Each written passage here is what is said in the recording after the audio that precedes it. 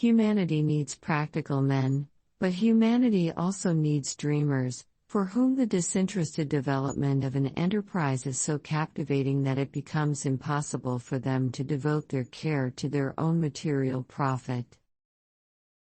I believe international work is a heavy task, but that it is nevertheless indispensable to go through an apprenticeship in it, at the cost of many efforts and also of a real spirit of sacrifice. A scientist in his laboratory is not a mere technician, he is also a child confronting natural phenomena that impress him as though they were fairy tales. I have no dress except the one I wear every day. If you are going to be kind enough to give me one, please let it be practical and dark so that I can put it on afterwards to go to the laboratory. After all, science is essentially international, and it is only through lack of the historical sense that national qualities have been attributed to it. Without doubt, these dreamers do not deserve wealth, because they do not desire it. A well-organized society should assure to such workers the efficient means of accomplishing their task, in a life freed from material care and freely consecrate. There is nothing more wonderful than being a scientist, nowhere I would rather be than in my lab, staining up my clothes and getting paid to play.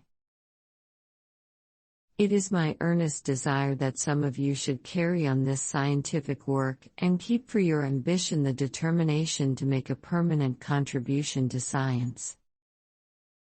A great discovery does not issue from a scientist's brain ready-made, like Minerva springing fully armed from Jupiter's head. It is the fruit of an accumulation of preliminary work. Each of us must work for his own improvement, and at the same time share a general responsibility for all humanity, our particular duty being to aid those to whom we think we can be most useful.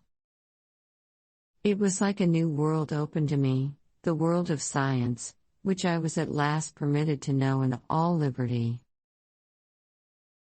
Life is not easy for any of us, but what of that?